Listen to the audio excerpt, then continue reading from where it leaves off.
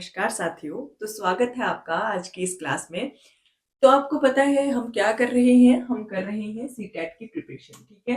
तो सीटेट की प्रिपरेशन में हम जो है वो एसएसटी वाला पार्ट जो है वो कर रहे हैं, ठीक है। एसएसटी वाला पार्ट हम कर रहे हैं और एसएसटी के पार्ट की हम लगभग कितनी 18 क्लासेस जो हैं वो कर चुके हैं। ये क्लास नंबर 19 है और ये हम कर रहे हैं सीटेट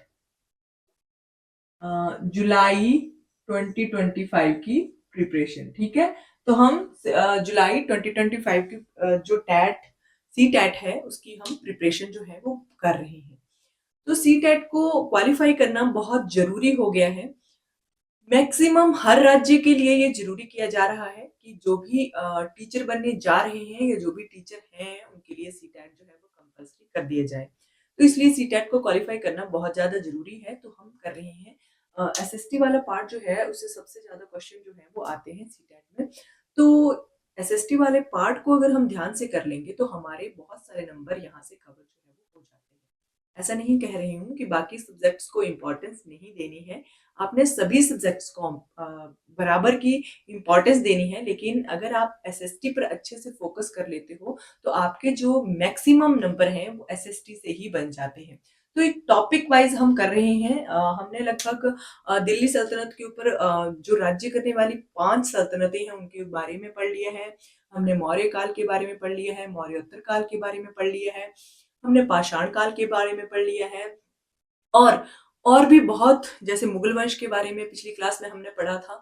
तो बहुत सारे ऐसे क्लासेस हैं जिनको आपने अभी तक नहीं देखा होगा, तो प्लीज उन क्लासेस को जाकर जरूर देखें। अगर आप एक सीक्वेंस वाइज सभी क्लासेस को क्लास 1 से लेकर पढ़ते हो तो आपके लिए बहुत ही ज्यादा ये क्लासेस जो है वो बेनिफिशियल रहने वाली है। अपने फ्रेंड्स के साथ भी मेरी क्लासेस को जरूर शेयर करें और अगर आप चैनल पर नए आते हो तो चैनल को भी सब्सक्राइब जरूर कर लें। तो शुरू करते हैं हम आज की ये क्लास।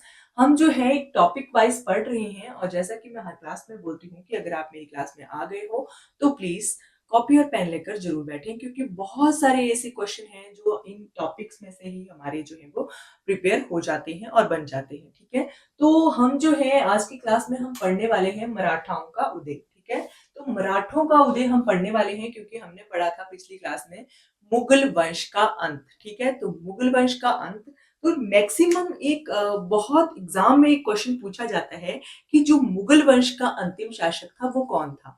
तो पिछली क्लास में भी मैं आपको बोल चुकी हूँ और आज भी मैं आपको इसलिए बता रही हूँ क्योंकि ये क्वेश्चन बहुत बार रिपीट हो चुका है और मैक्सिमम हर एग्जाम में रिपीट होता है। तो बहुत सारे स्टूडेंट्स जो हैं वो इस क्वेश्चन को गलत करके आते हैं। क्यों गलत करके जाते हैं? क्योंकि हमने जो है वो औरंगजेब तक ही पढ़ा होता है। तो हम जो है वो औरंगजेब को ही मुगल वंश का अंतिम शासक जो है वो मान लेते हैं। लेकिन औरंगजेब के बाद जो बहादुर शाह द्वितीय आया था उसको हम मुगल वंश का अंतिम शासक कहते हैं, ठीक है। तो मुगल वंश का अंतिम शासक बहादुर शाह द्वितीय था, ठीक है। ये आपने याद रखना है। हम पढ़ने वाले हैं आज मराठों का उदय, ठीक है। तो मराठे कौन थे? इनका जो मराठों का जो सबसे पहला जो एक किस्म से आप कह सकते हो एक सम्राट या राजा कौन था, ठीक है। तो उसका जन्म कहाँ पे हुआ था उसके बारे में हम पढ़ते हैं। तो यहाँ पे लिखा गया है कि 17वीं शताब्दी में मुगल साम्राज्य के विघटन के बाद क्या हुआ था? स्वतंत्र राज्यों की स्थापना हुई थी।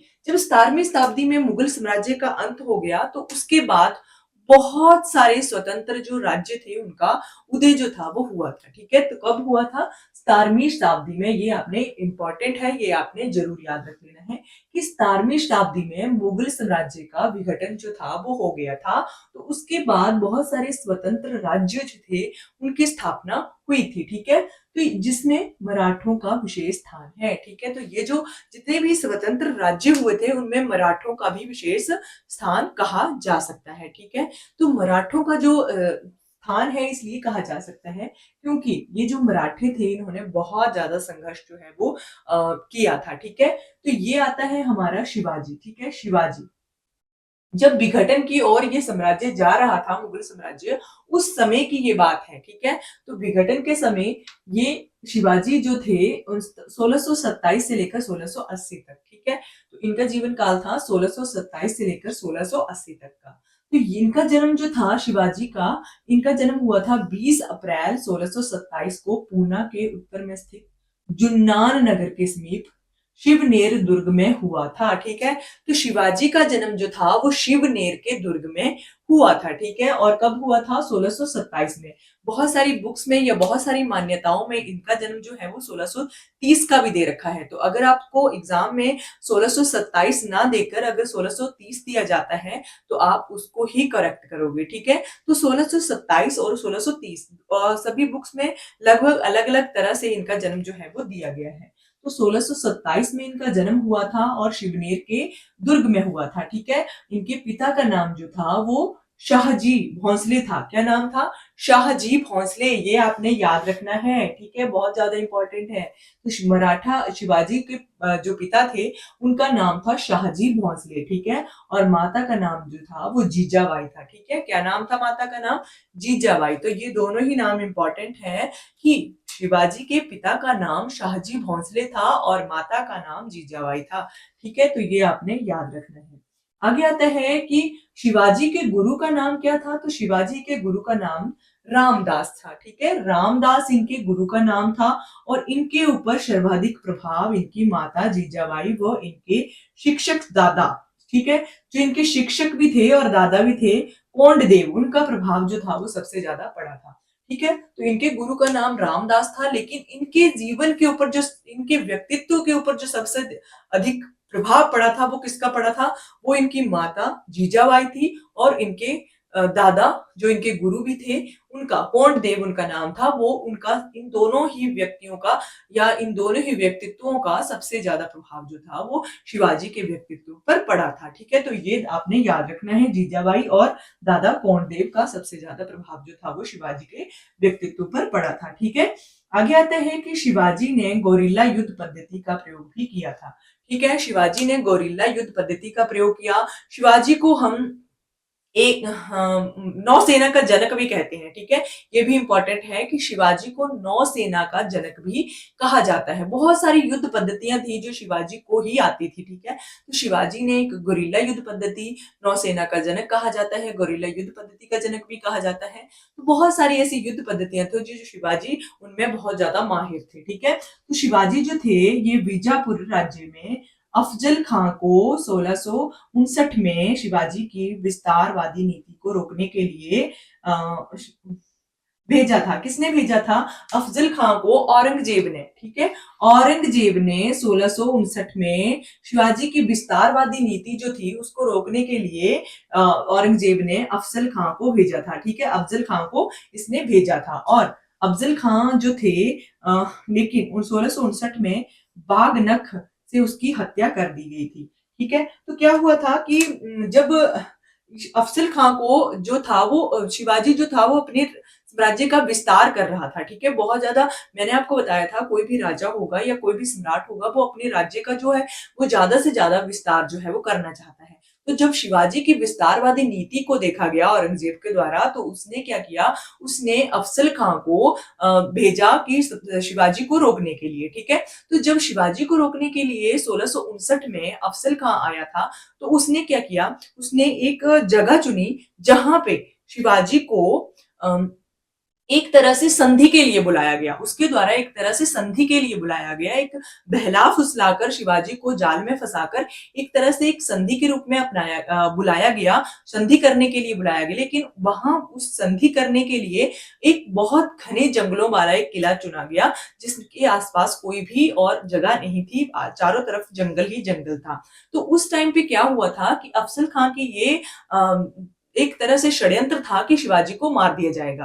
लेकिन जब शिवाजी वहां पर पहुंचे तो उन्होंने देखा कि बहुत सारे 50 से ज्यादा मनसबदार जो थे उनके बीच में ही शिवाजी को खड़ा कर दिया गया, एक तरह से पहरेदार के रूप में शिवाजी को खड़ा कर दिया गया। शिवाजी को ये बात बिल्कुल भी अच्छी नहीं लगी तो उन्होंने क्या किया, उन्होंने संधि करने से मना कर दिया और उन्होंने क्या किया था, बाघ नख से, ठीक है, तो बाघ नख से इसकी अफजल खां की हत्या जो थी वो कर दी थी। ठीक है, तो ये भी आपने याद रखना है। 1665 में औरंगजेब ने राजा जय सिंह को क्या किया था, राजा जय सिंह को शिवाजी के विरुद्ध भेजा था। ठीक है, अब उसने अफजल खां को भेजा तो और शिवाजी ने अफजल खां की मृत्यु कर दी बागनक से, और अब क्या था, जय सिंह, अब उसने जय सिंह को भेजा औरंगजेब ने। ठीक है, तो जय सिंह को भेजा, ये जो किले वाली बात मैंने सुनाई, ये जय सिंह और शिवाजी के बीच में थी। अफजल खां को तो उसने बागनक से मार दिया था, ठीक है।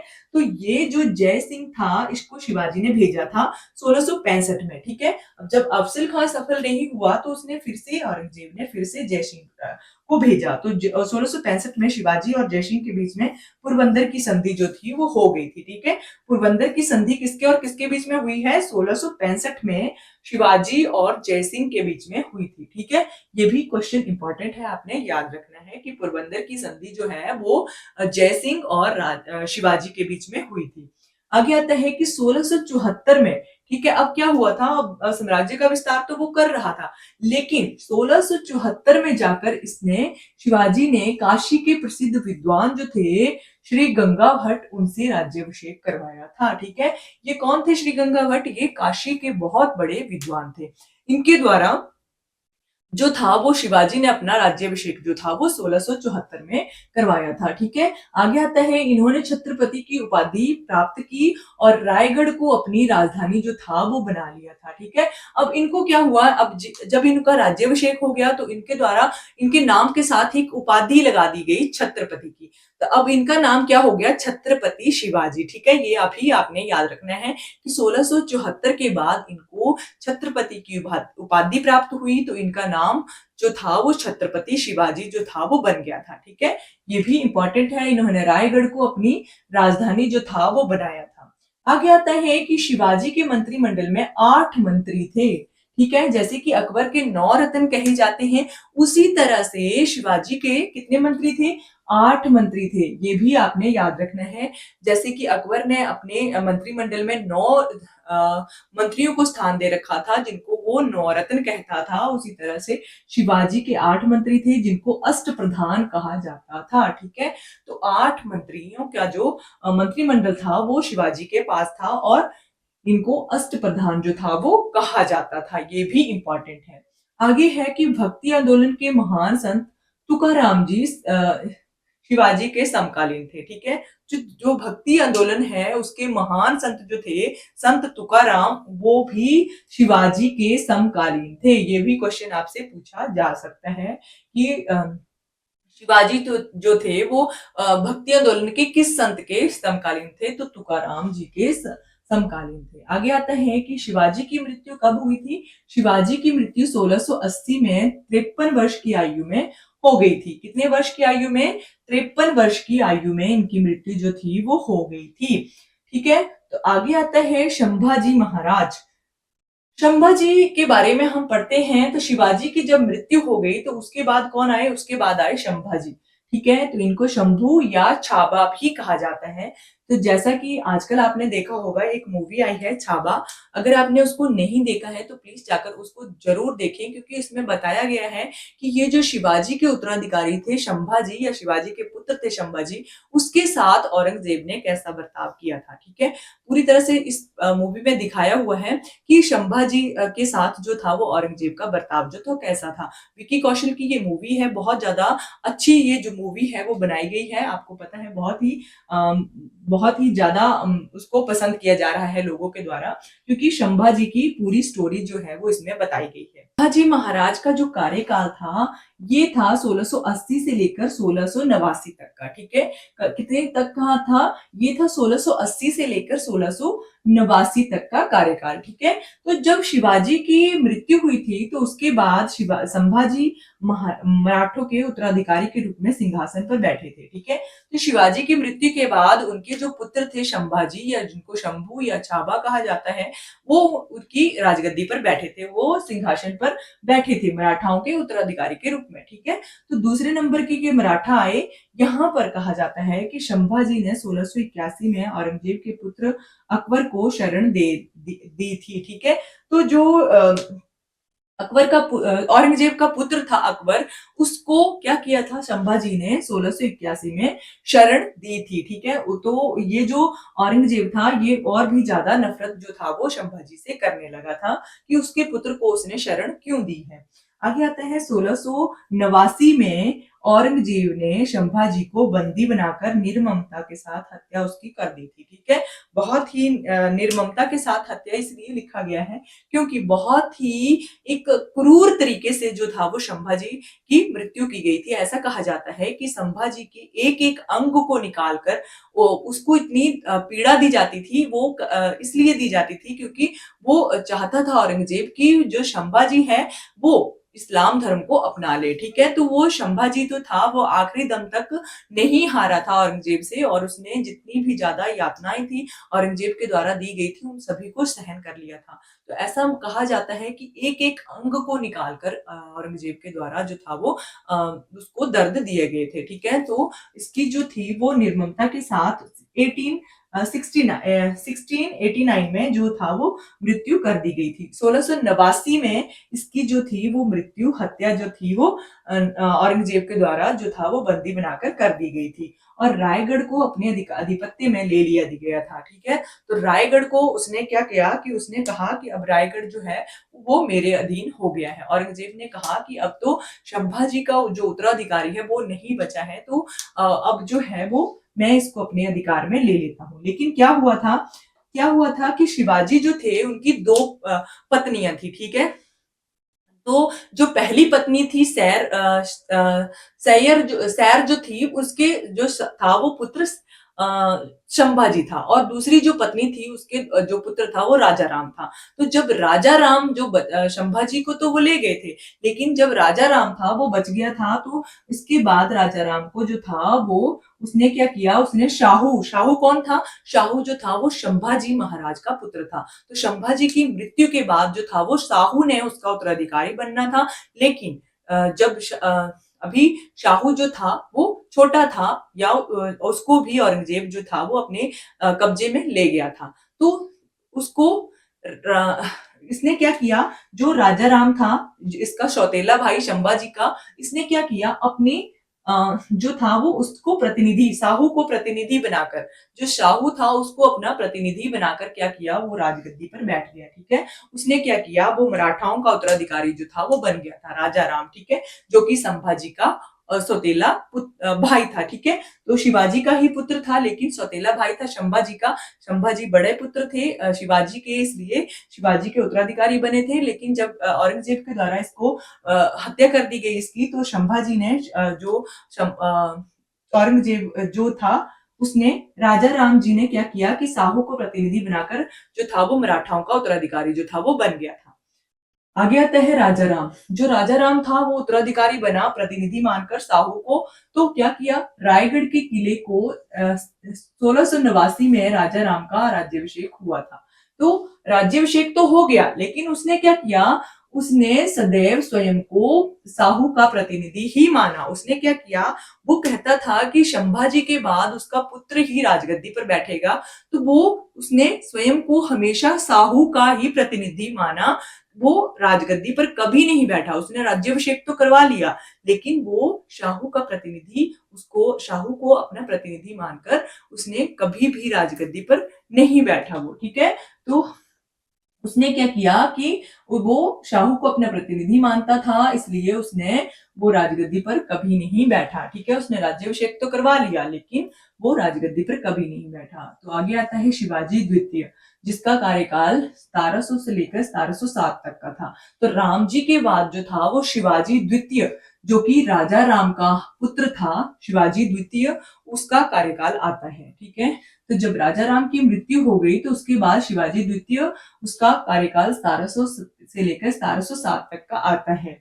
तो राजा राम की मृत्यु के बाद क्या हुआ कि उसकी पत्नी ताराबाई, तो राजा राम की जो पत्नी थी वो कौन थी, ताराबाई थी। ठीक है, तो ताराबाई ने क्या किया कि अपने 4 साल के पुत्र को शिवाजी की द्वितीय को गद्दी पर बैठा दिया। मराठाओं की अब गद्दी खाली हो गई थी, राजा राम की भी मृत्यु कर दी गई, तो उसने क्या किया, ताराबाई जो कि राजा राम की पत्नी थी, उसने अपने 4 साल के पुत्र को मराठाओं की गद्दी के ऊपर बिठाया, मराठाओं के सिंहासन के ऊपर बिठाया, और उसने क्या किया, उसने मुगलों के साथ संघर्ष जारी रखने के लिए ताराबाई ने शिवाजी द्वितीय की संरक्षिका बनकर रही थी। ठीक है, उसने क्या किया, अपने पुत्र को तो बिठा दिया, लेकिन वो तो अभी 4 साल का बच्चा था, तो उसने वो हमेशा ही संरक्षिका बनी रही और उसने क्या किया, उसने मुगलों से युद्ध जो था वो जारी रखा। ठीक है, तो मुगलों से संघर्ष को जो था वो उसने जारी रखा। ठीक है, उसने 4 साल के बच्चे को गद्दी के ऊपर बिठा दिया और स्वयं जो थी वो उसकी सुरक्षिका बनकर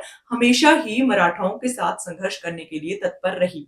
ठीक है, तो ये राजा राम की पत्नी थी ताराबाई शिंदे। ठीक है, तो ये जो ताराबाई थी, इन्होंने अपने पुत्र को मराठाओं की गद्दी के ऊपर बिठाया था, शिवाजी द्वितीय को। ठीक है, आगे आता है साहू। साहू कौन था? संभाजी का पुत्र था। ठीक है, तो संभाजी के पुत्र का कार्यकाल आता है 1707 से लेकर 1749 तक। तो ये 1689 में औरंगजेब ने संभाजी के साथ क्या किया था, उसके पुत्र शाहू को भी बंदी बना लिया था। जब उसने संभाजी को 1689 में बंदी बनाया था, तो उसी टाइम उसने क्या किया था, उसने संभाजी के पुत्र को भी बंदी बना लिया था। उसने संभाजी को तो मार दिया था, लेकिन उसके पुत्र को नहीं मारा था। उसने क्या किया था, उसने उसके पुत्र को अभी तक बचाकर रखा हुआ था। ठीक है, तो उसके पुत्र को उसने बंदी बना लिया था, अपने पास रखा था। तो उसने 1707 में बहादुर शाह प्रथम ने क्या किया था, और उसको आजाद कर दिया था। किसको? शाहू को। अब बहादुर शाह प्रथम कौन था? बहादुर शाह प्रथम था औरंगजेब का दूसरा पुत्र। ठीक है, तो जो पहला पुत्र था बहादुर शाह द्वितीय, वो मुगल वंश का अंतिम शासक बना था, और जो बहादुर शाह द्वितीय प्रथम था, वो क्या था, वो उसका दूसरा पुत्र था, जिसने शाहू को 1707 में आजाद कर दिया था, संभाजी के पुत्र को। ठीक है, तो 1708 में शाहू का राज्याभिषेक सतारा में हुआ था। ठीक है, तो जब 1708 में शाहू का राज्याभिषेक हो जाता है और उसने सतारा को अपनी राजधानी जो था वो बना लिया था। ठीक है, तो उसका सतारा में राज्याभिषेक हुआ था, शिवाजी का रायगढ़ में हुआ था, और जो शाहू था संभाजी का पुत्र, उसका राज्याभिषेक जो था वो सतारा में हुआ था, तो उसने सतारा को ही अपनी राजधानी जो था वो बना लिया था। आगे आता है 1713 में बालाजी विश्वनाथ को मराठा राज का पेशवा जो था वो नियुक्त किया गया था। ठीक है, तो अब आता है पेशवाओं का राज।